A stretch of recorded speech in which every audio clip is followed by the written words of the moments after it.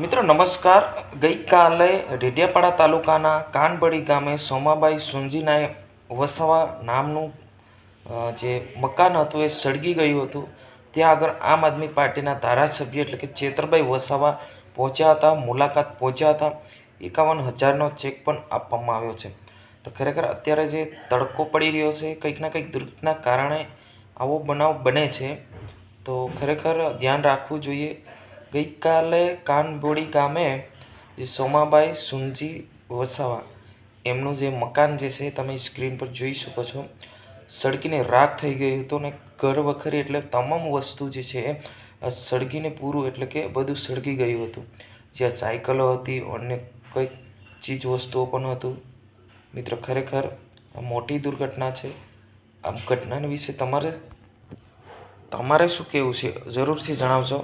કેમ કે આપણને જે પણ માહિતી મળે છે એ સાચી જ છે અને આમ તાત્કાલિક તમને દરેક માહિતી પહોંચાડીએ છીએ. તો ખરેખર મિત્રો અમારી ચેનલને સબસ્ક્રાઈબ કરી નાખજો અને અવારનવારની અમે જાણકારી છે તમને જણાવી રહ્યા છે. ગઈકાલે ડેડિયાપાડા તાલુકાના કાનબોડી એટલે કે ચેતરભાઈ વસાવા સાહેબના વિસ્તારમાં સાંજના ટાઈમે ઘરમાં આગ લાગી હતી.